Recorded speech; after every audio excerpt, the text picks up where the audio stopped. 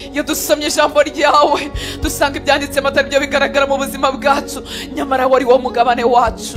Ijambo ryawe rirambwira ngo imbaraga zazuye Kristo mu bapfuye ngo izo nizo zikorera muri twebwe. Twazireba tugasanga ni nyinshi, twazireba tugasanga zirakomeye, twazireba tugasanga zirazura zibeshaho, twakwikebuka tugasanga ntizihari. Iki gitondo turagushaka Mwami, turagushaka mu mbaraga zawe, turashaka ubwo buzima bushya, ubwo buzima buhindura umunyabyaha akabireka nta polisi muhagaze hejuru, ubwo buzima buhindura umunyabyaha akabireka adatinya amaso y'abantu, ubwo buzima butsinda iby'isi umuntu akabireka bikiryoshye akareka gukururwa nazo agahabwa izo mbaraga. Turagusaba ubwo buzima mukunzi mwiza, turagusaba iyo mibereho.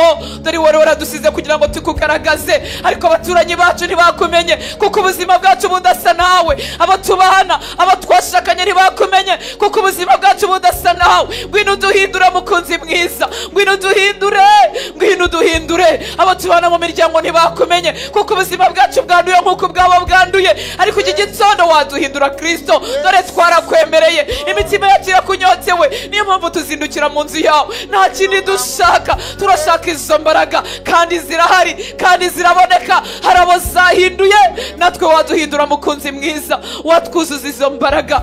Ubuzima bwacu bwahindukira imbere yawe, imibereho yacu yahindukira imbere yawe. Turagushaka, turagushaka, imitima yacu iragushaka. Ntabwo dushaka ubukristo bw'amagambo, turagushaka, turashaka imibereho mishya ibonerwa muri Kristo Yesu. Umuntu wacu wa kera akabambwa ngo iby'isi byamureba bigasanga nawe ameze nk'uwabambwe. Turagushaka, turashaka ubwo buzima, ubwo buzima bwihariwe nawe, ubwo buzima bwahinduwe nawe, ubwo buzima bufite amahoro turirimba, ubwo buzima bufite impinduka dusoma, ubwo buzima bukugaragaza. Ngo igihe Stefano bamuteraga amabuye baramwitegereje, babura uko babivuga, ngo basanga mu maso ye harasa nk'amarayika. Imibabaro ntiyamukozeho, guterwa amabuye ntibizamuhinduye. Mu maso ye harakomeje hararabagirana, harabagirana ubwiza bw'ijuru yabonye, harabagirana Imana atunze, harabagirana Imana iri muri we, harabagirana umwuka wera wuzuye muri we. Turagusaba ubwo buzima Mwami, ubwo buzima budakamuwe n'iyi si, ubwo buzima butumishijwe n'ibibazo n'ingorane, ubwo buzima butoshye, ubwo buzima bushoreye imizi muri wowe, bukamera nk'icya giti cyatewe hafi y'amazi. Ngo izuba riracana ntacyo byagitwaye, amapfa aratera ntacyo byagitwaye. Turagusaba ubwo buzima Mwami, ubwo buzima butagira igitondo buhindagurika, ubwo buzima butagira iminsi yo kubivamo, ubwo buzima butagira iminsi yo gucika intege, ubwo buzima butagira ibihe byo gusenga gusa ngo ibindi bihe bibivemo, ubwo buzima busabanye nawe isegonda ku yindi, ubwo buzima bwihariwe nawe. Aho imitima yacu igutunze Kristo, aho imitima yacu utakiyivamo, aho ibitekerezo byacu byihariwe nawe Kristo. Turagusaba iyo mibereho, turagusaba ubwo buzima, turagusaba ubwo buzima. Turabusabira bene wacu, turabusabira abo dusengana, turabusabira abavandimwe bacu, turabusabira abana bacu, turabusabira abo twashakanye. Ndagira ngo ngere usuke umutima wawe, wingingira abavandimwe bacu, wingingire bene wanyu, wingingira abo dusengana. Erega ni twebwe torero, erega ni twebwe, turabazi bene wacu, turabazi abo tugendana, nabo bakeneye izo mbaraga. Ahari aho ntibagize umugisha wo kubyukira mu nzu y'Imana nkawe, ahari aho ntibagize umugisha wo kumva nk'ibyo urimo wumva, byibuza bigakangura umutima wawe. Ahari aho ntibanabyitayeho, ahari aho baranasinziriye burundu, ongera winginga Imana. Ubwo mucyo w'Imana uturasira, ubwo Kristo aduha kuri ubwo buzima, nabo ntabasige, umwuka wera abasange. Igihe Imana yavuganye na Mose ikamubwira ngo iraza kwenda ku mwuka umuriho ngo awuhe ku bandi bantu, kugira ngo bazajye bamufasha guca imanza, kugira ngo bazajye bamufasha kuyobora ubwoko, ngo n'abari basigaye mu nkambi nabo uwo mwuka warabamanukiye barahanura. Reka twongere twingingire bene wacu, yaba umugore wawe, yaba umugabo wawe, yaba ababyeyi bawe, yaba abavandimwe bawe. Urabizi akaguru kamwe kari mu nzu y'Imana akandi kari hanze. Reka twongere tubingingire, erega nibakira amago ntazasenyuka, nibakira ibi byaha tubona hanze ntibizahaba, nibakira izi ngorane n'ibyo bibazo twumva mu miryango ntibizahaba, nibakira izi mpagarara twumva hirya no hino ntizizabaho, nibakira izi nzangano twumva mu nsengero ntizizabaho. Reka twongere tubingingire. Uwiteka Imana ikomeye, turakwinginze kugira ngo ubwo tugenderera ntusige bene wacu, ntusige urubyaro rwacu, ntusige abo twashakanye, ntusige abavandimwe bacu bigeze kugukurikira uyu munsi bakaba baracogoye, ntusige bene wacu benshi banditse mu bitabo by'amadini atandukanye, banditse mu bitabo by'amatorero, bafite amafishi bitwa abakristo ariko ubuzima bwabo ntibwahinduwe nawe. Turakwinginga kugira ngo umucyo wawe warasire. Dore umutware w'iyisi abatwaje igitugu ngo ndetse yapfutse ubwenge bwa, apfuka amaso ya kugira ngo umucyo w'ubutumwa bwiza utabarasira. Turaguhendahenda kugira ngo ubazure mwa, ubazure muri iki gitondo, ubakize ubu buzima ntibabuzi, bazi ko ari inkuru, bazi ko ari ukwigirisha, ndetse bajya bavuga ngo se byashoboka ko umuntu yareka ibyaha, ndetse baravuga ngo se byashoboka ko abakiranutsi babaho. Bamenyesha iby'ubwo buzima, batwikurure muri iki gitondo, tukiguhamagara mukunzi mwiza, tukiri ku mavi tukwinginga.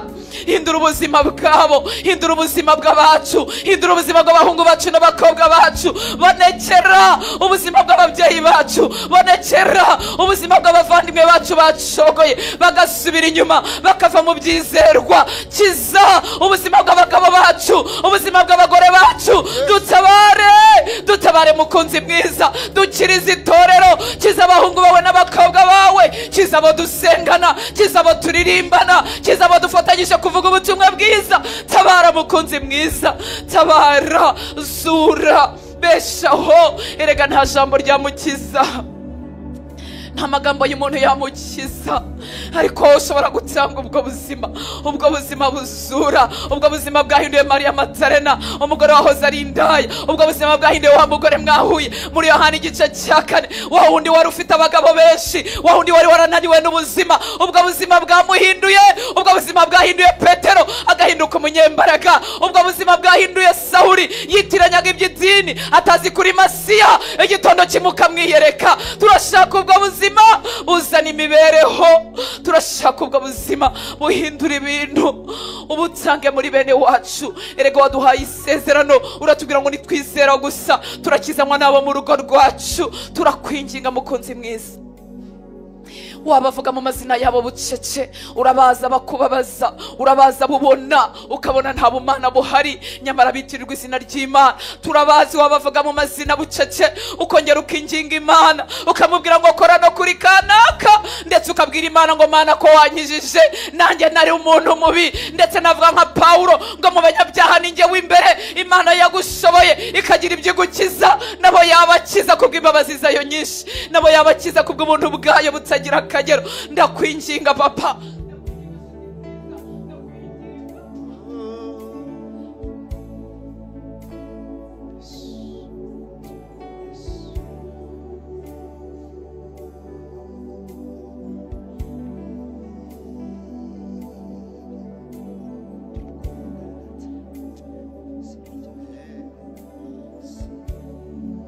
ubesheho, uzure,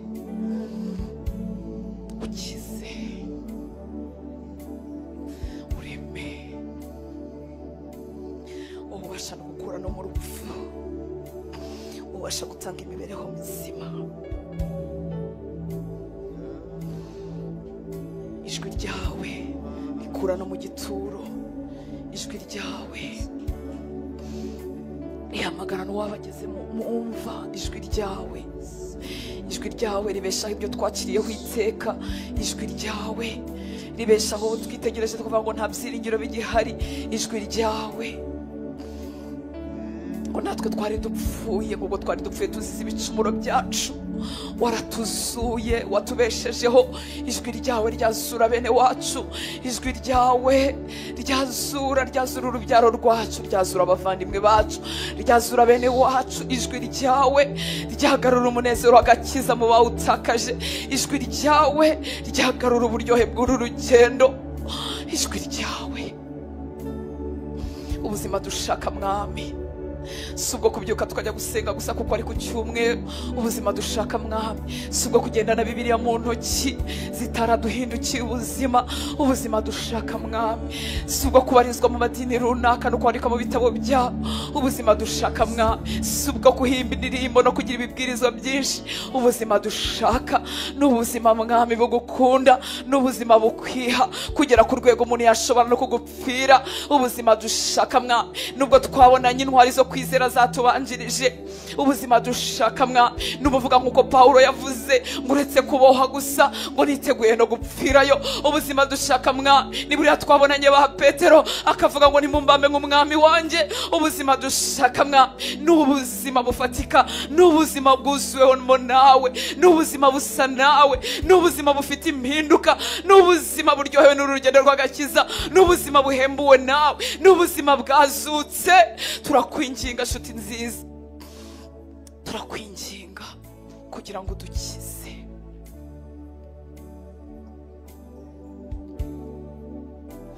Reka wongere winginga Imana. Ahari aho niyo nyota yo kubishaka yarazimye, kuko iyi si ifite ubushobozi bwo kuzimya inyota, inyota ikazima burundu. Umuntu akabikora kubwo gusunika, umuntu akabikora kuko adafite ukundi yabigenza, umuntu akabikora kuko abantu bamuzi, umuntu akabikora kuko adafite ahandi hantu yabihungira, ariko akamera nk'umuntu utegereje wabona nk'akaryango ko kuva mu bukristo akaba yagenda yihuta. Tugiye kumubwira ngo tugarure mu inyota. Ngo Yesu yaravuze ngo umuntu ntagira inyota ze, iyo nyota yo kuza kugira ngo Yesu amuhe kuri ayo mazi y'ubugingo. Hari igihe ishira, umuntu agashakisha bwa buryohe yahoranye bwo gukunda iby'uru rugendo akabura. Umuntu agashakisha uburyo yajyaga aryoherwa no kuba mu nzu y'Imana akabibura. Akumva aryohewe no kuba ku mazi, akumva aryohewe no gutemberana n'inshuti, akumva aryohewe no gutembera, ariko kuba mu nzu y'Imana no gutindana n'Imana na bya bihe byo gusenga yashaka wa munezero yajyaga bigiramo akawubura. Yashaka wa munezero yajyaga akura mu byanditswe, yashaka wa munezero yajyaga agira ari wenyine agenda asenga Imana, asenga mu buryo bwose bwo gusenga, avuga mu ndimi. Yashaka wa munezero akawubura. Yashaka wa munezero yajyaga yumva indirimbo zivuga ubwiza bw'Imana yawe ushaka akawubura. Tugiye kwinginga Imana ngo Mwuka Wera nshuti nziza tugarure mu inyota, inyota yo gukunda ibyawe, inyota yo kwihererana nawe. Nshuti y'Imana, ibi bintu iyo hatari mu inyota birabiha. Ibi bintu iyo bitarimo inyota umuntu aravuga ati ku cyumweru haragarutse ngiye gukora ibi n'ibi, ibi nzabiva muri ryari. Iyo bitarimo inyota birabiha.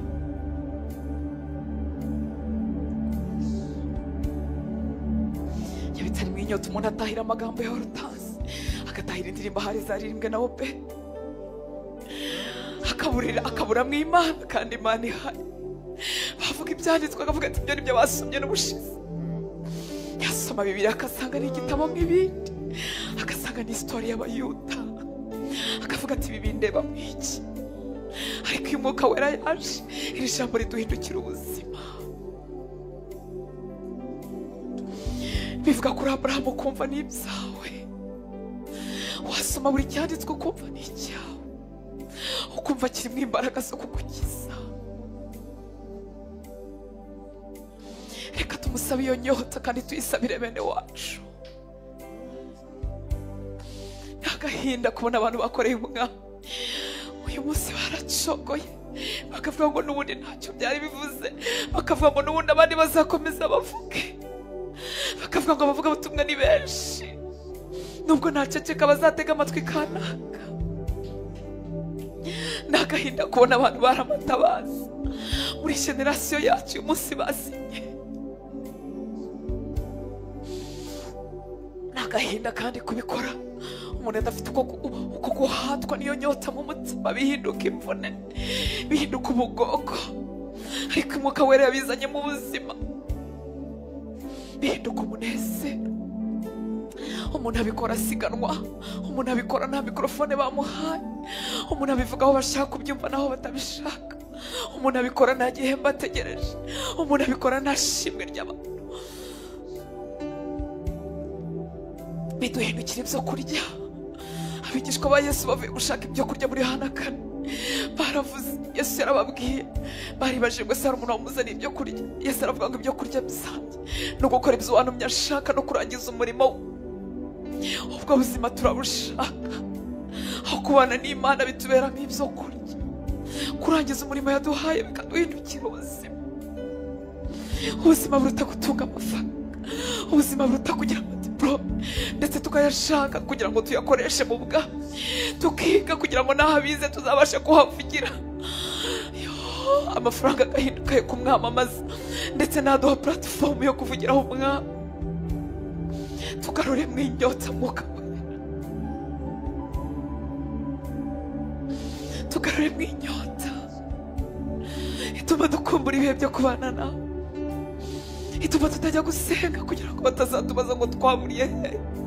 Tugarure mu inyota ituma dukumbura ibihe byo kwiherana nawe. Igarure muri bene wacu, igarure mu bavandimwe bacu, iyo nyota yisuke mu rubyaro rwacu rudukurikira kuko nta kundi. Iyo nyota yisuke mu bavandimwe bacu. Nta magambo dufite yabakiza, ariko Mwuka Wera wazura, Mwuka Wera wabeshaho.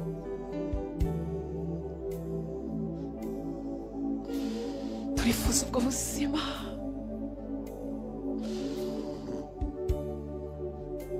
ubwo buzima bwihuta, ubwo buzima butagira iminsi yakonje, ubwo buzima butagira ibyumweru byo kunamuka, ubwo buzima buryoherwa no kubana nawe, ubwo buzima buhembutse, ubwo buzima buhorana inyota yo kuvuga ngo mwami ni iki kintu ushakaho, ubwo buzima buhorana inyota yo kuvuga ngo mwami nifuza kwiherana nawe kugira ngo ndusheho kukumenya, kugira ngo ndusheho gusa nawe, kugira ngo ndusheho guhindurwa nawe.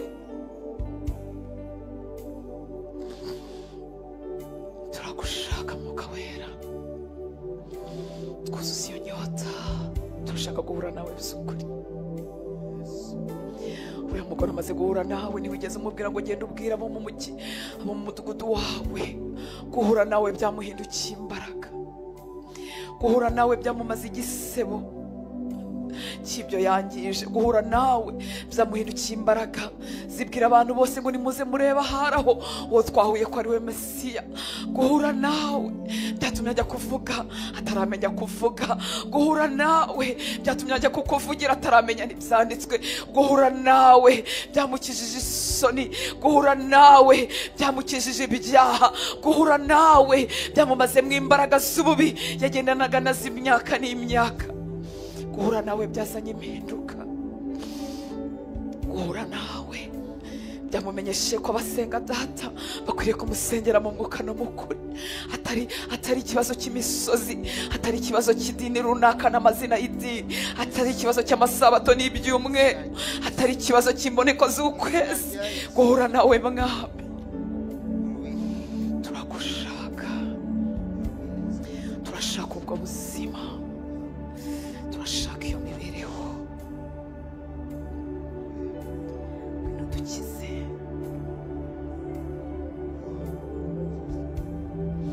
ngwino dukoreho, ngwino dukoreho, ngwino twuzuza amatsiko yo kugushaka, ngwino twuzuza inyota yo kugushaka.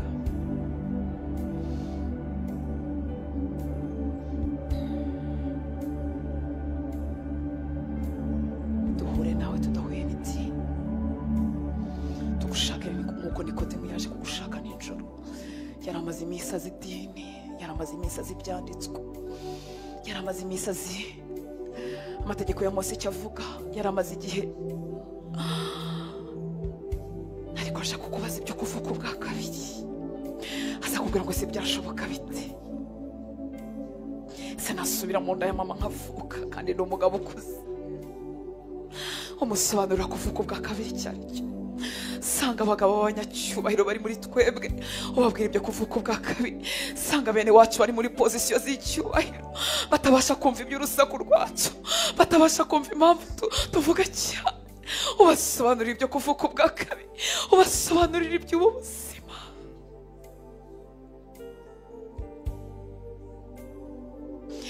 usanga bitwa abaporoso, bakitwa abagatulika, bakitwa abapantekote, bakaba bafite amadini n'isengero babarizwamo. Ubasanga ubabwira iby'ukuvuka bwa kabiri, ubabwira iby'ubuzima bushya bonerwa muri we Kristo, ubabwire ko atari umuhango w'idini, ubabwire ko ari ubuzima, ko ari ubuzima bw'ubumana buza mu muntu, umuntu agahinduka ahindutse, umuntu agahindukizwa burundu. Mwuka wera, kora uwo murimo muri iki gitondo, kora uwo murimo muri iki gitondo. Sa niyo mibereho niyo dushaka, turashaka kugera ku mwuzuro watugeneye. Hari ibyo wari waravuze ku buzima bwacu, hari ibyo waduteganyirije, hari igipimo cyo kuzura waduteganyirije. Ntabwo byahawe bamwe, nubwo twibwira ko ari ibyo mu nsengero zacu gusa, ariko uko watangaje Petero byakozwe no mu gice cyacu. Yarazi ko ari umwihariko w'Abayuda, yarazi ko ari umwihariko w'Abisirayeli, atangarira ko no mu banyamahanga usutse umwuka wawe. Uyu si umwihariko w'Ababelivazi, uyu si umwihariko w'Abapantekote. Ibi wabigenera abagushaka bose, ibi wabigenera abakunyotewe bose.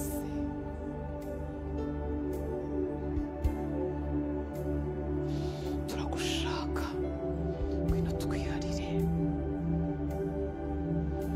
ngwino tukuzure, tugenze uko ushaka, dukoresha uko ushaka.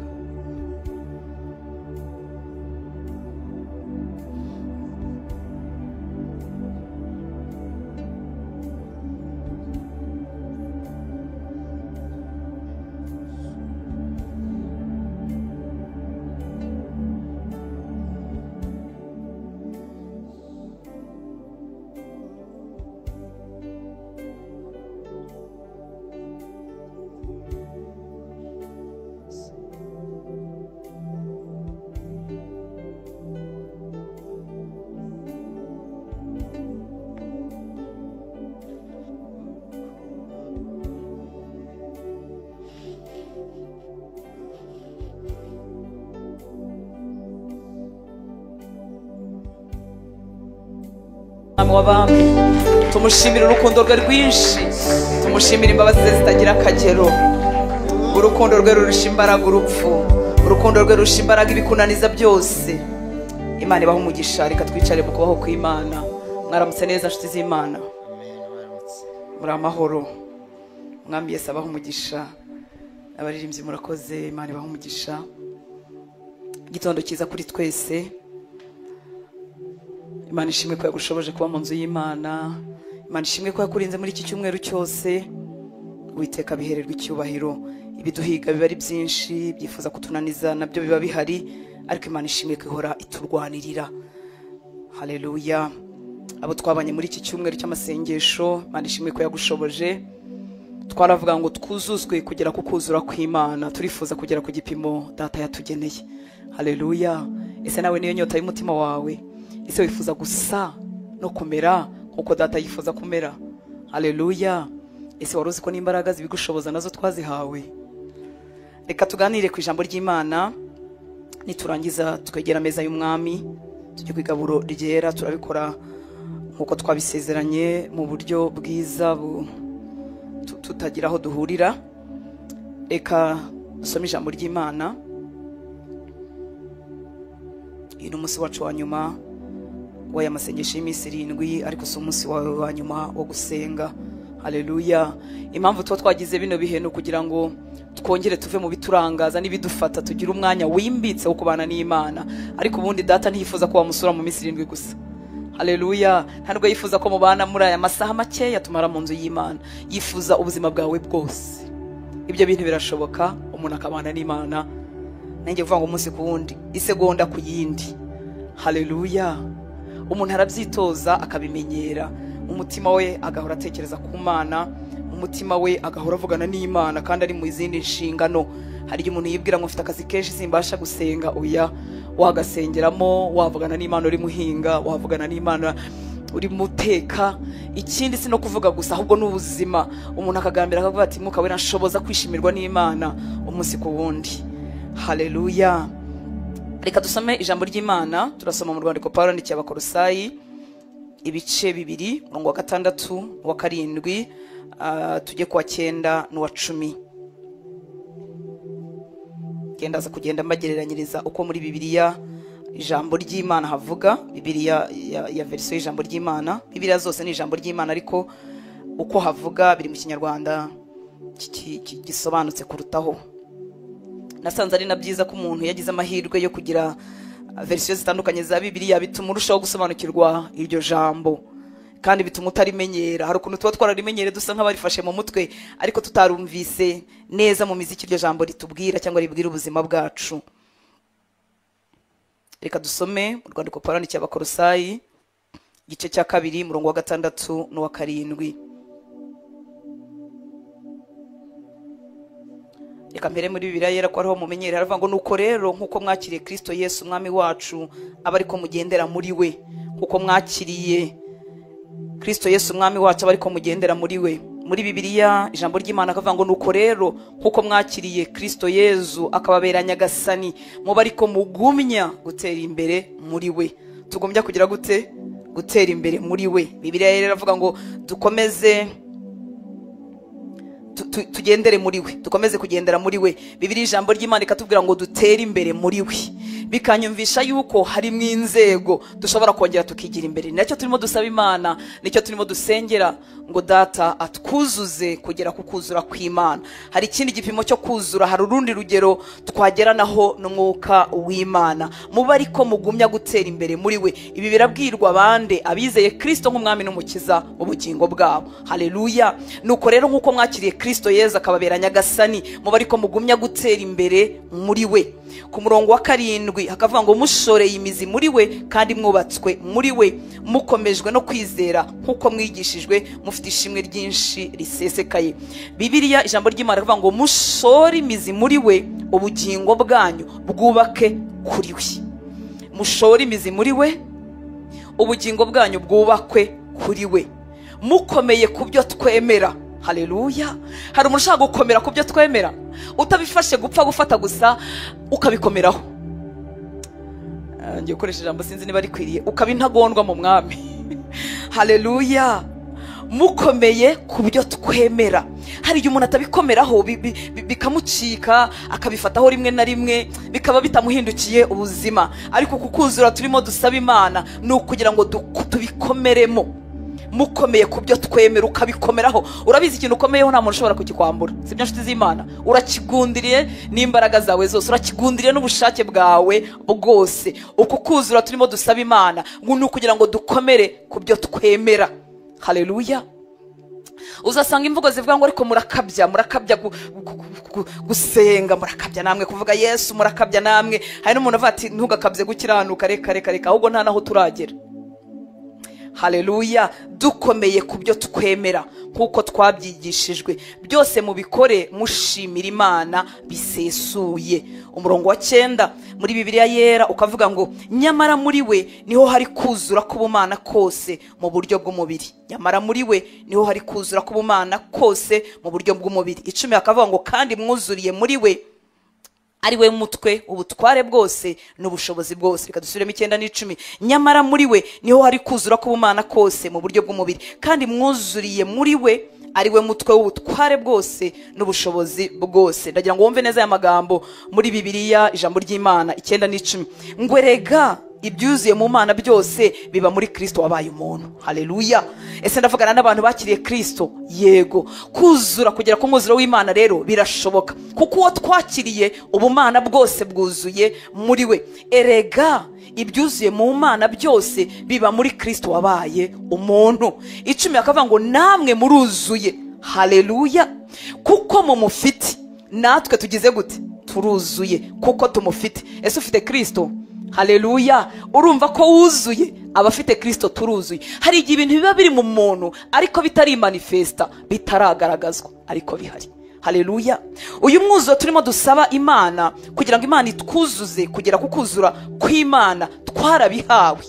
ariko bipfukiranwa n'ibintu bitandukanye. Bipfukiranwa no kudasabana n'Imana, bipfukiranwa n'isi duhinyuza, bipfukiranwa nuko tutabimenye, bipfukiranwa n'ibihe bitandukanye, ariko ubundi birahari. Haleluya. Umuntu wese wizeye Kristo ntago yahawe Kristo w'igice. Muranyumva nshuti z'Imana, ngo bamwe baba barahawe mwinshi abandi bakire mukeya. Oya, ubumana bwuzuye muri wowe biciye muri Kristo wakiriye.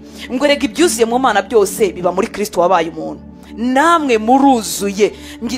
Ngira ngo ubanze wumva aka kantu ko wuzuye. Haleluya. Ntago byagenewe ba Paulo dusoma muri Bibiliya na ba Petero, ahubwo n'umugabane w'abizera.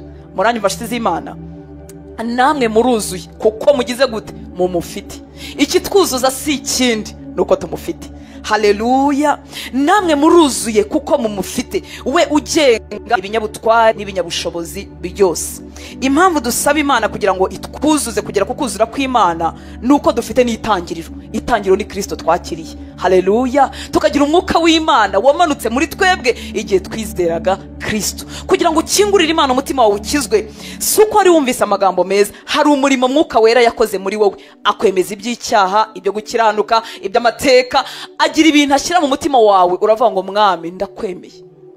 Ikindi, benshi muri twebwe si ubwa mbere twari twumvise ubutumwa bwiza, ariko habayeho umunsi ubumana bwururuka bukaza gutura muri twebwe abantu buntu. Namwe muruzuye kuko mumufite. Haleluya. Igihe wakiraga Kristo mu buzima bwawe, sakanu koroheje kari kakubayeho. Ndagira ngo wumve iki kintu nshuti z'Imana. Igihe wakiraga Kristo mu buzima bwawe, sakanu koroheje. Oya, sakanu koroheje kari kakubayeho. Sakanu kakubwira ngo noneho rero ngo ku cyumweru mu gitondo ngo abandi ngo wajya gukora siporo, ngo noneho ujya gusenga. Si ibyo, birenze ibyo.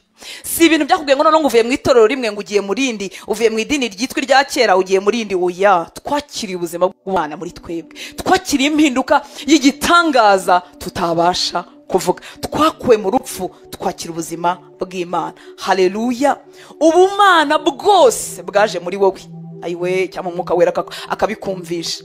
Haleluya. Ntabwo yari gahunda nshyashya y'ubuzima itangijwe ngo ngiye kugira discipline, ngiye kugira ikinyabupfura, ngiye kubanira n'abantu neza, ngiye kujya njya gusenga buri cyumweru. Oya, ubuzima bw'Imana bwaraje bwinjira muri rutansi upfa. Ubuzima bw'Imana bwaraje bwinjira muri wowe wari wuzuyemo n'ibyaha, duhabwa ubumana. Haleluya. Ntabwo rero igihe nakizwaga kari akantu koroheje kambayeho. Ni umwuka w'Imana waje atura muri njyewe, ngo namwe muruzuye kuko mumufite. Haleluya. Hari ubuzima bushya twari dutangiye. Uyu munsi nyuma yo gukizwa, bamwe bateye iyi ntambwe imwe, abandi bateye ebyiri, abandi bateye eshatu. Twese imitima yacu irimo irasaba Imana ngo Mana twuzuze kugera ku kigero watugeneye, twuzuze kugera ku kigero dusa na Kristo. Haleluya. Reka tumuhe icyubahiro. Ese ubwo buzima urabushaka? Amen. Mu butumwa bwiza bwanditswe na Yohana igice cya 16, 12 na 13.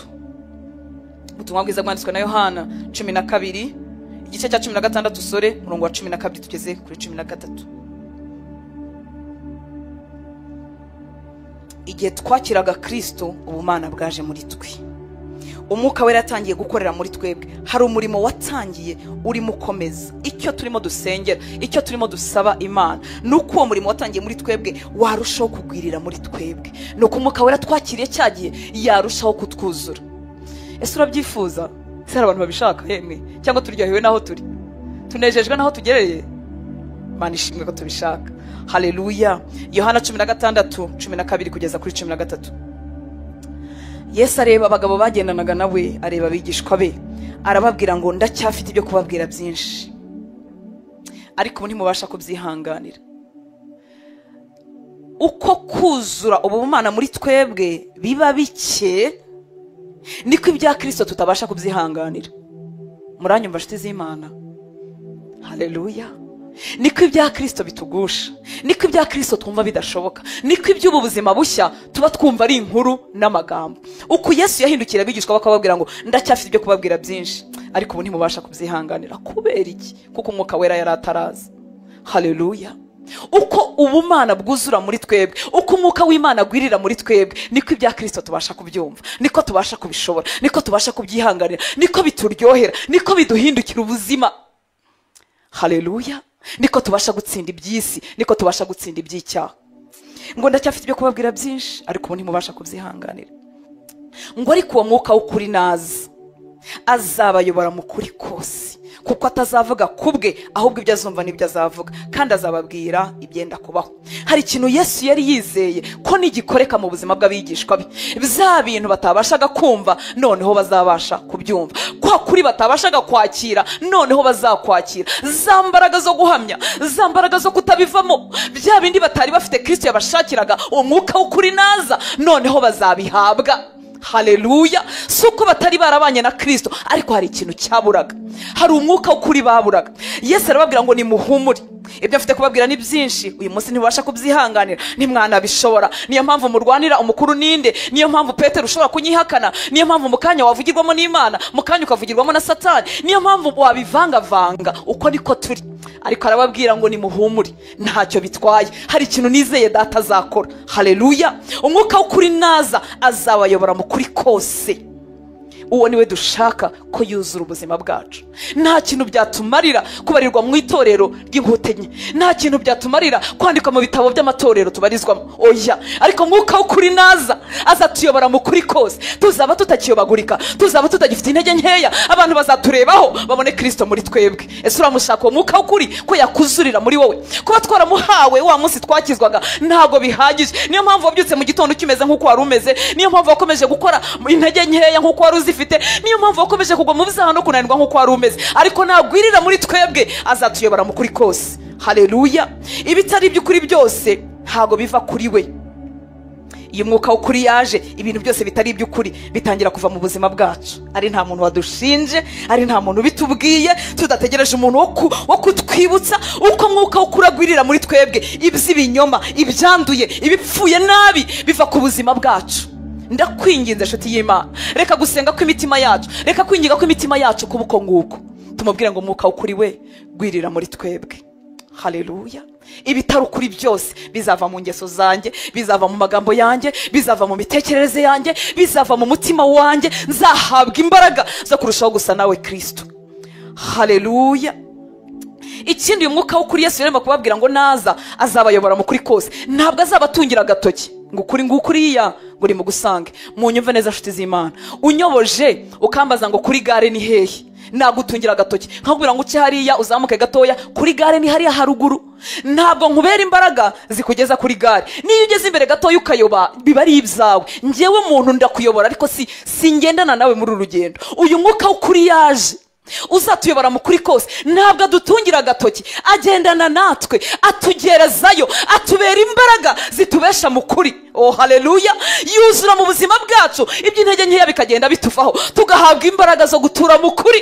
Ntabwo mwuka wera yaje ngo agutungira agatoki, ngo akubwire ngo dore bakizwa kuriya, ngo akubwire ngo bavuga ubutumwa kuriya, ngo bava mu byaha kuriya. Oya, akubera imbaraga ziguhindukira ubwo buzima, akubera imbaraga zikubwira ngo bakizwa gutya, akabikwereka kandi akabigushoboza, agashyira kwemezwa mu mutima wawe. Ari nta muntu uguhagaze hejuru ngo arakugenzura. Oh haleluya. Imana ishimwe ko data atadusize twenyine, Imana ishimwe ko Kristo atadusize twenyine. Haleluya. Umwuka w'ukuri atanga imbaraga, atanga ubuzima bubasha gutura mu kuri. Muramuzi kuri ni Kristo. Haleluya. Kristo yarivuye ngo ninjye nzira, ninjye kuri n'ubugingo. Kuri ni Kristo. Umwuka w'ukuri rero yaje azana uwo kuri, ariwe Kristo, akuzura muri twebwe, ubuzima bwacu bugahinduka igitondo n'umugoroba, umunsi ku wundi. Turimo turasaba Imana ngo data twuzure. Haleluya. Kuri yuzurire muri twebwe, ibyaho rutanse bya kera bipfe, bishire, intege nke zuzurwemo n'imbaraga za kuri, ubuzima bwe buhinduke igitondo n'umugoroba. Haleluya. Uwo mwuka w'ukuri ushatse wamwita umwuka wa Kristo, kuko Yesu yarabwiye ngo rega naza ntazavuga ibye, azavuga ibyanjye, azenda ku byanjye aba ari byo abamenyesha, kuko ibya data byose ni ibyanjye. Dushatse twamwita umwuka wa Kristo. Haleluya. Imana yacu tugirire neza. Iyo mwuka wa Kristo, iyo mwuka w'ukurugiriye muri twebwe, atuyobora gute? Akora iki muri twebwe? Haleluya. Ari nacyo turimo dusaba, aduha kubaho nk'uko Kristo yakabaye abayeho. Haleluya. Iyo mwuka w'ukuri yuzuye muri twebwe, iyo agwiriye muri twebwe, aduha kubaho nk'uko Kristo yakabaye abayeho.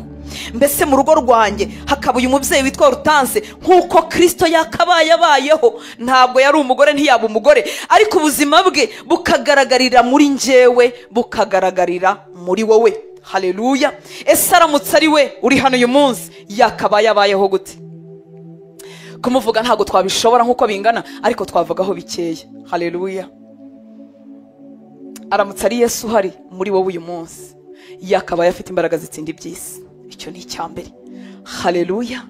Isi ifite kurabagirana, isi ifite ibineza neza, isi ifite ibintu byinshi biryohereye ariko bidahesheje Imana icyubahiro. Ifite inyungu itanga muri none ahangaha, umuntu aryoherwa nazo, akaryoherwa nazo muri uyu mubiri, akazenjoyinga muri uyu mubiri, ariko ziri mu rupfu. Iyo Kristo aza kubaho mu mwanya wawe, yakabaye afite imbaraga zo kubitsinda. Tubimenyera hehe? Muri Luka ibice 4, Satani ngo yaramuzamuye aramubwira ngo numfukamira ukandamye, ndaguha ubutware bw'iyi si n'icyubahiro cyayo n'uburyohe isi yabasha gutanga, kuko ari njyewe wabigabanya. Nubisoma muri Bibiliya ijambo ry'Imana haravuga ngo ndaguha ubutware bw'ibi bihugu, nguhe n'icyubahiro cy'ibi bihugu. Niba hari ikintu kiryoshye ku isi, n'ubukungu n'icyubahiro biranagendana. Kugira amafaranga menshi niko n'icyubahiro cyiza, siko bimeze? Niba hari ibintu byaryoha ni ibyo ngibyo, ariko byaryoha byagira ibinjyana kure y'Imana, kuri nagwirira muri njyewe, ndagira imbaraga zo kubitsinda uko Yesu yari ameze. Oh haleluya. Yesu yaramukebutse aramubwira ngo hoya, haranditse ngo dupfukamire Uwiteka Imana wenyine. Satani yaramuhaye ikintu turimo dusiganirwa, ikintu abantu barimo barwanira. Ndaguha ibi bihugu byose n'ubutware bwabyo n'ubutunzi bwabyo n'icyubahiro cyabyo, kuko ari njye wabigabanye. Ariko Yesu ntiyigeze afatwa n'ibyo biryohereye, n'ibyo birabagira n'isi ibasha gutanga. Kuri nagwirira muri twebwe, iby'isi uzabinesha. Ibidahesha Imana icyubahiro ntibizagufata. Biryoheye uyu mubiri, biraguhesha icyubahiro, biraguhesha igikundiro, ariko ntibizagufata. Reka tumuhe icyubahiro. Haleluya. Iyo aza kuba ari muri twebwe, yari kuba yuzuye imbabazi. Mwibuke ko kuri uko agwirira muri twebwe, ni nk'aho ari Kristo utuye muri rya rugo, wiga muri rya shuri, ungana nk'uko ungana. Oh haleluya. Niko turimo dusaba kuzuzwa, kugera ku mwuzuro w'Imana. Iya Kristo, ubuzima yifuza ko namuberaho nuko nagira imbabazi nk'izo yari afite. Iyo aza kuba ari Kristo, yari kuba afite imbaraga zo kubabarira abamwanga, yari kuba afite imbaraga zo kubabarira umugabo babana, zo kubabarira umugore, zo kubabarira bari abana, zo kubabarira bari abavandimwe, zo kubabarira nyirabukwe, zo kubabarira baramukazi, zo kubabarira abaturanyi batamubereye beza. Iyo Kristo aza kuba hari uyu munsi, niko yari kuba ameze. Ku musaraba yaravuze ngo data babare koko batazi icyo bakora. Bari barimo kumwica. Nankaswe wowe bakuvuze gusa, nankaswe wowe batwaye agace k'isambu gusa, nankaswe wowe ngo nuko batakwishyuriye minerivare. Oya, Imana ifite uburyo ibihumbi icisha mu butabazi bwawe. Haleluya. Kuri yuzurire muri wowe uko Kristo yari kuba ameze uyu munsi, aba ariko tumera. Niryo sengesho ry'imitima yacu. Haleluya. Yaza kuba hari, yari kubakunda n'abadakunditse. Wari wagoragoza umuntu akakunanira. Ariko Kristo muri twebwe, kuri nagwirira muri twebwe, araduha imbaraga zo gukunda n'abadakunditse. Haleluya. Igihe kimwe Yesu yaravuze ngo byabamarira iki, bimaze iki niba muramutsa abo muzi mukaramutsa na bene wanyu gusa, ngo n'abapagani nuko bagenza. Gukunda abakunditse n'abadafite Kristo barabibasha. Umuntu gukunda akakugirira neza, kumwishyura baka, kumukunda nk'uko yagukunze se biragoye, ariko kuri nagwirira muri twebwe. Haleluya. Tuzashobora ibidashobokera abantu basanzwe. Haleluya. Kuko tudasanzwe. Mwibuke wa murongo wa 9 nako wa 10 wavuze ngo namwe muruzuye kuko mumufite. Haleluya. Ese ubuzima urabushaka? Yaza kuba hari uyu munsi muri twebwe, yari kugirira impuhwe abantu. Haleluya. Yari kubabwira iby'ubwami bw'Imana ngo batazarimbuka. Mu butumwa bwiza bwanditswe na Matayo igice cya 9:35 kugeza kuri 37. Ubutumwa bwiza bwanditswe na Matayo 9:35 kugeza kuri 37. Haravuga ngo Yesu agenda mu midugudu n'ibirorero byose, yigisha mu masinagogi, avuga ubutumwa bwiza bw'ubwami, akiza indwara zose n'ubumuga bwose. 36. Abonye abantu uko ari benshi, arabababarira kuko bari barushye cyane basandaye nk'intama zitagira umwungeri. Maze abwira abigishwa be ati ibisarurwa ni byinshi ariko abasaruzi ni bake. Kuri nagurira muri twebwe turagira uyu mutima umeze nk'uwari uri muri Kristo, ngo agenda mu midugudu n'ibirori byose yigisha amasinagogi avuga ubutumwa bwiza bw'ubwami, akiza indwara zose n'ubumuga bwose. Abonye abantu ko ari benshi arabababarira kuko bari barushye cyane basandaye nk'intama zitagira umwungeri. Maze abwira abigishwa be ati ibisarurwa ni byinshi ariko abasaruzi ni bake. Kuri niyuzura muri twebwe nshuti z'Imana, umwuka w'ukuri nagurira muri twebwe turagirira abantu impuhwe, turagirira abantu imbabazi, turababwira iby'ubwami bw'Imana kugira ngo batazarimbuka. Yesu yagendagendaga n'amaguru agira ngo yamamaze inkuru z'ubwami kugira ngo ababyumvise bitegure ubwami bw'Imana.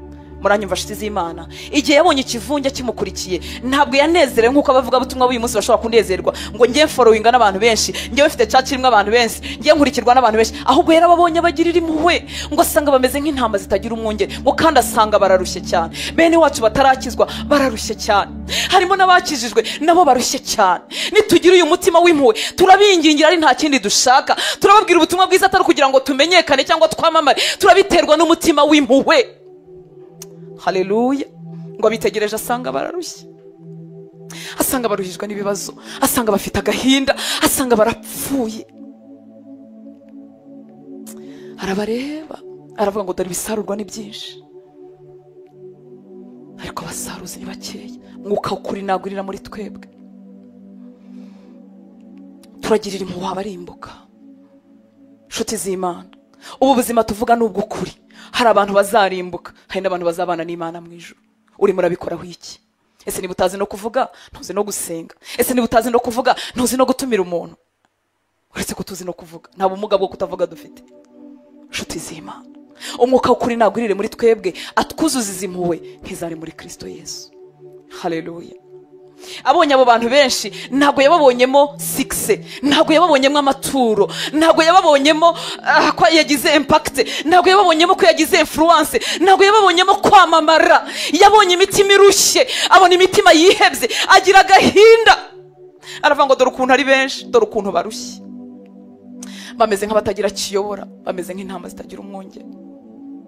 Ahindukira abigishwa barababwira ngo dore ibisarurwa ni byinshi ariko abasaruzi ni bakeya. Muzi impamvu n'abasaruzi bakiri bakeya na n'uyu munsi? Nuko twese turimo turwana n'utwacu. Vuga ubutumwa bwiza se kubera iki? Bakana kari babuvuga. Nako si nibyo gusa, hari n'igihe uvuga ngo nzabuvuga nindangiza amashuri, nzabuvuga nindangiza kubyara, nzakorera Imana nanjye ningira imodoka, nzakorera Imana nanjye ningirira gutya. Nikugirira gutya uzi Yesu azagaruka ryari? Uwo muntu ugomba kubwira uzazapfa ryari? Uzaruhijwe n'ibingana iki ku isi yuzuyemo imiruho? Twese dufite impamvu zatuma tutavuga ubutumwa bwiza, zirahari. Abavuga ntago bare exonere ku bibazo by'iyisi, abavuga ntago bare exonere ku miruho Satana ateza, abavuga ntago bare exonere ku macumu umwami aboherereza. Mwuka ukurigurira muri twebwe utwuzuza umutima nk'uwa Kristo.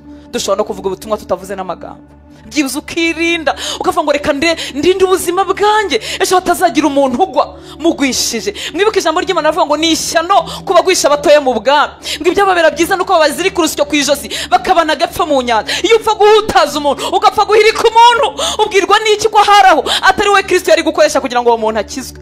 Iyo upfa kugusha umuntu mu byaha, wari umunyantege nke yaza muri Kristo akaba ari wo musunikira kugwa mu byaha, ubwirwa n'iki ko atari buzakizwe kubera wowe? Nshuti z'Imana, mwuka ukurigurira muri twebwe turushaho gusa na Kristo. Kuvuga ubutumwa bwiza ntabwo ari amasigisi, ntabwo tubikora ngo twaracitswe dore abandi baradutanze dore baramamaye. Ni ubikora neza ni kubw'umutima w'impuhwe z'abarimbuka nkuko Yesu byamugendekeye. Mana tugirira ubuntu, twuzuze kugera ku kuzura kw'Imana. Haleluya. Yaza kuba ari Kristo hari mu cyimbo cyawe cyangwa mu cyimbo cyanjye, ntabwo yari kuba yicaye gusa, yari kuba arimo gukora ibyo Data yamuremeye, yari kuba arimo kubikorana n'umwete mwinshi. Gukora ibyo Data yaturemeye ntabwo bivuga kuva mu mirimo yacu, biravuga gukorera Imana turi muri iyo mirimo yacu, biravuga gukorera Imana turi muri izo nshingano zacu, biravuga gukorera Imana uri umubyeyi uri mu rugo, biravuga gukorera Imana uri umugabo uri mu kazi cyangwa mu bucuruzi, biravuga gukorera Imana uri umusore uri aho ngaho ukorera aho ariho hose.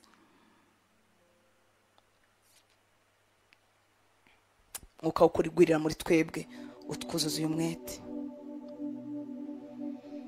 mu bice 5 bya Yohana umurongo wa 17 bari bamuhoye gukiza umuntu wari umugaye ku isabato. Aravuga ngo data arakora nanjye ndakora. Nshuti y'Imana, mureke tuve muri konje zo gukorera Imana. Gerageza byibuza tugerageze kubw'ubuntu bw'Imana n'umwuka wera wagwirira muri twebwe, werera imbuto n'umuntu umwe mu bana cyangwa muturanye. Nta kumva amagambo adakwiriye umukristo, nta kuboneho ibikorwa bidakwiriye umukristo. Mwibuka ko twese twuzuye kubera Kristo twamwakiriye. Izo mbaraga ziri muri wowe, ntabwo urimo zishakira kure, gusa turimo turinginga Imana kugira ngo izo mbaraga yaduhaye n'ubumana bwamanutse bugatura muri twebwe burusheho kuzura, buzamuke ku kindi gipimo kirenze icyo tumazeho iminsi. Haleluya. Mwuka w'ukuri kwagwirira muri twebwe twarushaho gusa na Kristo, twagira imbaraga zumvira data kugeza no mu rupfu. Urupfu tugereranya n'ibihe bikomeye by'uburyo bwose. Yesu ari Getsimani, byari ibihe bikomeye, ariko yaravuze muri Mariko 14:36 ngo aba data byose biragushobokera. Cyo ni kimwe. Cya kabiri, undenze iki gikombe. Cya gatatu, ariko bye ko uko ngewe nshaka. Icya kane, ahubwo bibe uko wowe ushaka. Iri ni isengesho ry'umuntu wagwiriwemo n'ubumana, ni isengesho ry'umuntu umwuka w'Imana wagwiriye muri we. Niko dukwiriye gusenga, nitwuzuzwa kugera ku kuzura kw'Imana, turubaha Imana no mu bihe bitoroshye, turubaha Imana no mu bihe bisa nk'ibyenda kutwica, turubaha Imana no mu bihe bisa nk'ibitujije amahoro, nk'ibitaturyoheye, bya bindi ucamo, bya bindi ncamo. Sindi bugamburure, umwuka w'ukuri niyuzura muri twebwe ntituri bugamburure. Yesu yarageze mu bihe bikomeye by'ubuzima bwe,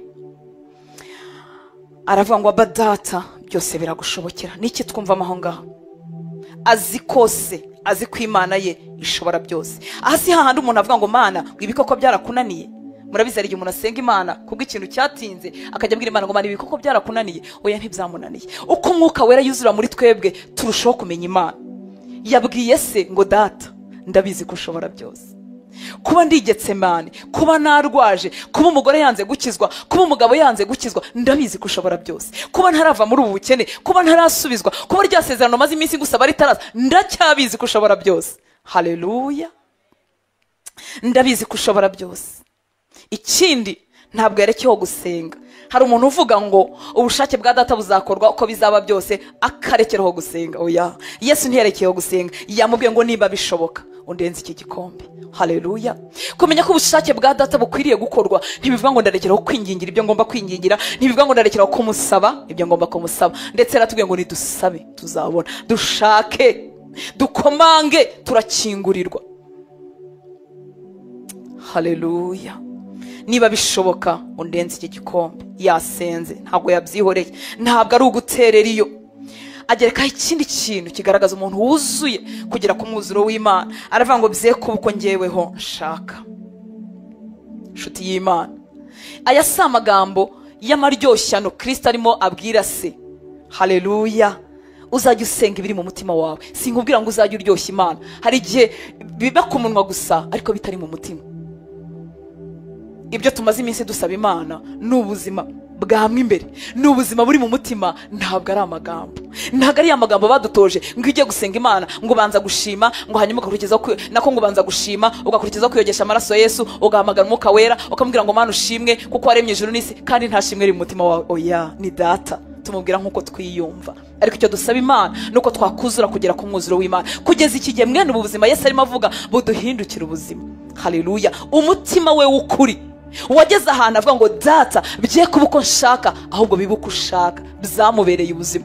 Mwuka wera twuzure kugera igihe ubuzima bwacu bubereye gutyo, aho ibyo data ashaka biduhindukira ubuzima. Izi mbaraga mwuka wera aracyazitanga. Haleluya. Tukabivuga turyohewe, tuzi neza ko amahitamo y'Imana ariyo meza, tuzi neza ko igihe cy'Imana cyo gukora ari cyo cyiza kuri twebwe. Ntitinda, ntizinduka, izira igihe. Haleluya. Ntabwo yakwibagiwe, ntabwo yagutaye kuri cya kindi wibaza, izira igihe. haleluya. Bye kuba uko njyeweho nshaka, si we ukiriho. Mu yandi magambo, yuzuye ubumana nibyo turimo dusaba. Ntibibe uko nshaka, ahubwo bibe uko ushaka. Njyewe nka Hortense nifitiye porogaramu, mfite gahunda, mfite ibyo nifuza muri uyu mwaka, mfite ibyo napanze, ariko data nyuzura kugeza igihe ibyo napanze n'ingamba zanjye zivanga n'izawe, nkakubwira ngo bye kuba uko nshaka, ahubwo bibe uko ushaka. haleluya. Bibe uko wowe ushaka. Yaremeye ubushake bw'Imana aba aribwo bushyirwa hejuru. Iyo tuvuga mu ndirimbo cyangwa muri rya sengesho ngo ubwami bwawe buze, nibyo ngibyo tuba tuvuga. Tuba tubwira Imana ngo Mana ibyo ushaka binganze. haleluya. Iri ntibyari isengesho ryo kuryoshya se, bwari ubuzima bwe. Data twuzuze kugera ku mwuzuro w'Imana. haleluya. Impamvu mvuga aya magambo yose no kugira ngo umutima wawe ugirire inyota ubuzima. Nshuti y'Imana, no kugira ngo umutima wawe ugirire inyota ubuzima bwuzuyemo n'Imana. No kugira ngo igice duhagazeho uyu munsi naho tugejeje tubwire Imana ngo Mana sinifuza kugarukira ahangaha. Imana ibaha umugisha. haleluya. Abasaba kuzuzwa kugera ku kuzura kw'Imana n'abakiriye Kristo. Ijambo ry'Imana ryatubwiye ngo akababera nyagasani, akababera umwami. haleluya. Utaraha Kristo ubuzima bwe, intambwe ya mbere n'uguha Kristo ubuzima bwawe. Ari nta muntu uguhasi. Wumvise ubu buzima ukumva urabukeneye. Twebwe abateye intambwe tukagira Kristo akatubera umwami, akatubera nyagasani, turifuza kuzura, kuko ibyuzuye Imana twabiherewe muri Kristo Yesu. Ubundi turuzuye ariko ntibirimo bigaragara. Turifuza ko byagaragara bikaduhindukira ubuzima.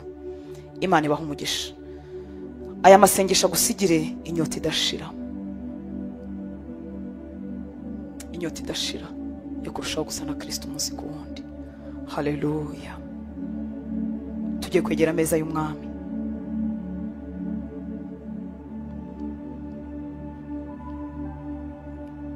Reka kitubere nk'igikorwa cyo kuvugurura amasezerano dufitanye nawe. Hari ubuzima bushya twakiriye, hari isezerano rishya twakiriye mu maraso ya Kristo. haleluya. Murumva nshuti z'Imana, ntago ari umuhango, ntabwo yaduhinduriye gahunda y'icyumweru gusa ngo avuge ngo none ku cyumweru muzajya mujya gusenga. Oya, twinjijwe mu isezerano ry'amaraso, isezerano rishya, isezerano ryaduhesheje imbaraga zo gutsinda icyaha. Ubuzima bw'ubumana bwarururutse buba muri uyu mubiri upfa, muri uyu mubiri utari ufite imbaraga zitsinda icyaha. Ubumana buraza bumpa gutsinda icyaha. Ubumana buraza bumpa gukunda nk'uko Kristo akunda. Ubumana buraza nkurwa mu rupfu mpabwa ubugingo bw'iteka. Yesu yaravuze ngo tujye tubikora tumwibuka. Tujye kwegera ameza y'umwami. Turaba twibuka iki? Turibuka ko yapfuye kubera twebwe. Ntabwo bigarukira aho ngaho. Turibuka ko yazutse tukakira ubuzima bushya muri we. Ugira ijambo uvugira mu mutima wawe. Ubwira Imana ngo uyu mwuzuro ndawushaka. Ubwira Imana ngo ubuzima bwose buri muri Kristo Yesu ndashaka ko bugaragarira muri njyewe. N'ubundi narabuhawe igihe nakwakiraga, ariko ntibugaragara. Kuzura turimo dushaka nuko bwagaragarira muri twebwe. Reka igihe turirimba, niba warizeye Kristo nk'umwami n'umukiza w'ubugingo bwawe, turagenda twegera ameza y'umwami. Urafata ku meza ateretse hariya hagati, ushobora gutangira. Turafata rimwe turangiza dusenge, hanyuma dusoma aya magambo y'Imana. Karibu. Imana ibaha umugisha. Nawe udukurikiye online, cyane cyane abamaze iminsi bataragira amahirwe yo gufungurirwa insengero, ukaba udaheruka no kwegera ameza y'umwami, urabyemerewe kubikorera mu rugo rwawe. Wafata icyo kunywa gishoboka, ugafata n'icyo kurya, umugati cyangwa umutsima, ikintu cyose ufite, tukabana ku meza y'umwami. Yesu yaravuze ngo tujye tubikora tumwibuka. Icyo turimo dusaba Imana ni ubuzima bushya, ni ubuzima twakiriye muri Kristo kugira ngo bugaragare muri twebwe.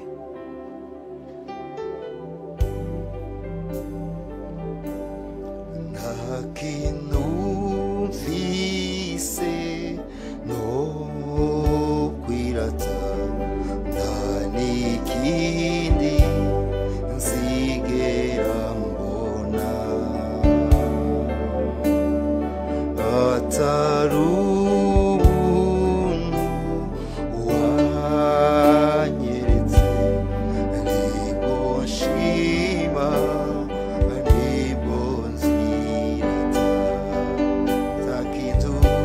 mbasomere kugeza kuri 20. ube mu mwanya wo gusenga no kwifuza kugira ubwo buzima bwuzuye muri wowe. Ngo arazibwira ati kwifuza nifuje gusangira namwe Pasika iyi ntarababazwa, ndababwira yuko ntazongera rwose kwirya kugeza aho izasohorera mu bwami bw'Imana. Iyo bavuze ngo aho izasohorera mu bwami bw'Imana ni wa munsi mukuru, ni bwa bukwe bw'umwana w'intama tubona mu Byahishuwe 19:9. Ngo arababwira ati andika hahirwa batorewe ubukwe bw'umwana w'intama, kandi atayo niyo magambo y'ukuri kw'Imana. Hari ubukwe nyamukuru tuzabamo. Ngo arababwira ngo yuko ntazongera rwose kwirya kugeza aho izasohora mu bwami bw'Imana. Hari umunsi tuzicara ku meza y'umwami mu bukwe bw'umwana w'intama tugasangira nawe. Ngo yenda igikombe aragishimira, arababwira ati mwende kimusangire, ndababwira yuko hereye none ntazanywa ku mbuto z'imizabibu kugeza aho ubwami bw'Imana buzazira. Ngo yenda umutsima arawushimira, arawumanyagura, arawubaha, arababwira ati uyu ni umubiri wanjye ubatangiwe, mujye mukora mutyo kugira ngo mubyibuke, kugira ngo munyibuke. Ni igikombe kigenza atyo bamaze kurya, ati igikombe ni isezerano rishya ryo mu maraso yanjye ava ku bwanyu. Tugiye kwegera ameza y'umwami. Icyo turimo dusaba no kugira ngo ubuzima buvugururwe muri twebwe. Si ubwa mbere koko tugiye ku meza y'umwami, si ubwa mbere tumwereye kuri iki gikombe cy'amaraso y'isezerano rishya, ariko uyu munsi dufite inyota. Ugiye kwibwirira Imana ukuri ko mu mutima wawe, umubwire ngo waravuze ngo tujye tubikora tukwibuka, twibuka ko wapfuye kandi ukazuka ku bwacu. Mu rupfu rwe harimo imbaraga zituma natwe kamere yacu ibasha kubambwa. Umuntu wacu wa kera apfa, wa muntu ukora ibyaha apfa. Mu kuzuka kwe hari imbaraga zatuma tubashaho kuba ubuzima bugaragaza Imana. Igihe unywera kuri icyo gikombe ibidasa na Kristo byose biri muri wowe, wongera usabe Mwuka w'ukuri aza kuzure, maze urushaho gusa na Kristo, ugira ubuzima butsinda. Ngo imbaraga zazuye Kristo mu bapfuye nizo zikorera muri twebwe. Uyu munsi zuzurire muri wowe, wibuke kuri umuntu wuzuye ryari igihe wakiraga Kristo mu buzima bwawe, ariko hari ibya Kristo bitagaragaraga muri wowe. Umubwize ukuri ko mu mutima, mubwire ngo dore nduyu nuko mbayeho, ariko nifuza ubuzima bushya, nifuza kuzura, kugera ku kuzura kw'Imana. Byari intege nke zanjye bibe mu imbaraga, kwa kuri Yesu yababwiye ngo nafite byinshi byo kubabwira, ngo ariko ntibabasha kubyihangana. Ngo ariko Mwuka w'ukuri naza azabayobora mu kuri kose. Ufite byinshi Kristo asaba, ufite byinshi Kristo akunda utabashaga kwihanganira, utabashaga gushobora, ariko urasaba umwuzuro w'Imana mu buzima bwawe kugira ngo kuva uyu munsi ukawera gushoboza. Erega nshuti y'Imana, n'ababishoboye n'abuzuye umunezero w'ubumana uyu munsi siko bavutse. Hari umunsi, hari ubuzima bushya bakiriye, bugenda bwuzura, bagenda bahinduka, bagenda bahabwa imbaraga. Ngo yenda umutsima arawushimira, arawumanyagura, arawubaha, ababwira ati uyu ni umubiri wanjye ubatangiwe. Ndagushimira ko watanze umubiri wawe ugashenjagurwa ku bwacu. Wambaye ubusa, ukorwa n'isoni ku musaraba kugira ngo twebwe tutazakorwa n'isoni. Warakubiswe, umubiri wawe ugira imibyimba, uva amaraso, umubiri wawe urashenjagurwa, kandi ngo mu bibyimba yawe niho twakira indwara zacu zose. Reka ubwo twegera ameza y'umwami dukira indwara z'umutima, dukira indwara ziri mu bugingo, dukira indwara ziri mu mubiri, dukira icyaha mu buryo bwa burundu, duhabwa imbaraga zo gutsinda.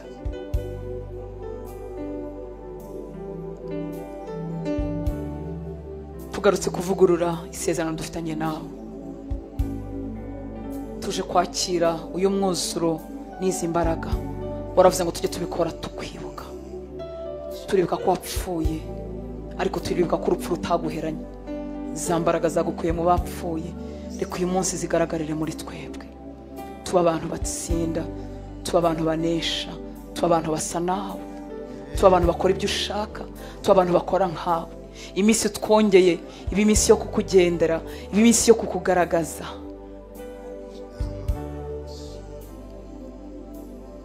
urayura ibidupfire wenze igikombe ngo uravuga ngo aya ni amaraso yanjye kandi ni amaraso y'isezerano rishya. Abigishwa bawe babibonaga nk'ibisanzwe ariko yari amaraso agiye kudukiza urupfu rw'iteka. Yari amaraso agiye kumenwa kugira ngo twongere twungwe n'Imana, twebwe bari kure y'Imana. Ubuzima bwacu bwari bukwiriye urupfu kuko ibihembo by'ibyaha ari urupfu. Nkuko bakiri muri Egiputa, marayika urimbura yabatambutseho kuko hari amaraso ku miryango y'inzu zabo. Ni kubamenya amaraso kugira ngo dukire urupfu rw'iteka, twinjijwe mu isezerano rishya ry'amaraso yawe. Twarababariwe, twaratsindishirijwe, ndetse yatubonyeho ayo maraso, abona twemewe. Data abona twemewe. Twegera ameza y'umwami, imitima yacu imiraniha, imitima yacu kwinginga kugira ngo isezerano ryongere rivugururwe muri twebwe. Umunyantege nkeya muri twe ahinduka umunyembaraga. Uw'icyaha cyabashaga yakiriza imbaraga zibonerwa mu rupfu no mu kuzuka kwawe, imbaraga zitsinda icyaha, imbaraga zirandura umuzi w'icyaha. Ububata bwose bwari ku buzima bw'abahungu bawe n'abakobwa bawe bucika uyu mwanya mu izina rya Yesu. Ibyamunaniraga, yifuzaga ko kubaha ariko akabona intege nkeya zimutanga imbere, uyu mwanya ahabwa imbaraga. Ubwo yegera iki gikombe, ubwo yegera ameza y'umwami. Paulo yaranditse aravuga ngo babifashe batabyitayeho ngo byabazaniye urupfu, ngo ndetse abandi barasinziriye. Mwami, turashaka ko bituzanira ubugingo, bituzanira imbaraga, ndetse imibiri yacu ikazukira kukubaha, imyuka yacu ikarushaho gusabana nawe, ubumana bukuzura muri twebwe. Urakoze Mwami.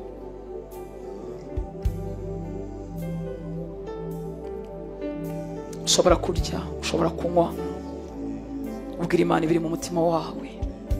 Saba kuvugururwa kw'iri sezerano, ubumana bwuzurire muri wowe ku gipimo Data yakugeneye. Turakira ubuzima bushya.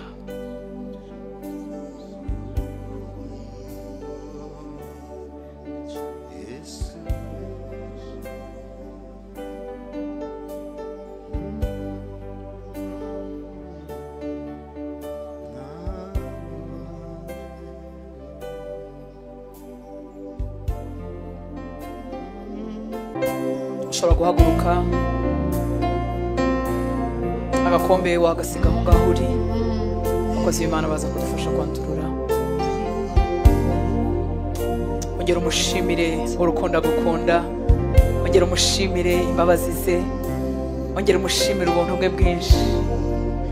Ngo ni urukundo ruruta uko rumenywa, tuziho igice tumenyaho agace. Data, turagushimira urukundo rwawe, turagushimira imbabazi zawe, turagushimira ko dukunda tudakwiriye. Imbabazi zawe ni nyinshi kuri twebwe, uri Imana y'amahirwe ya kenshi.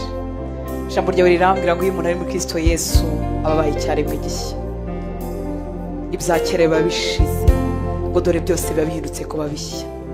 Ndagushimira ubuzima bushya bwongeye kugaragarira muri twebwe. Ndagushimira amahirwe menshi uhora utwongera. Ndagushimira ko utajya utureka, ndagushimira ko utareba nk'uko twebwe abantu tureba. Gendana n'abana bawe iki cyumweru cyose, gendana n'abana bawe imyaka basigaje kubaho. Komeze wuzure muri bo, komeze ugaragarire muri bo, ukorere muri twebwe, tukubereho, tukugendere. Aho duseruka babone wowe, nidukora babone wowe, nituvuga babone wowe, nitubaho tubeho nk'aho ari wowe. Urakoze Papa, twakiriye ineza yawe, twakiriye ubuntu bwawe,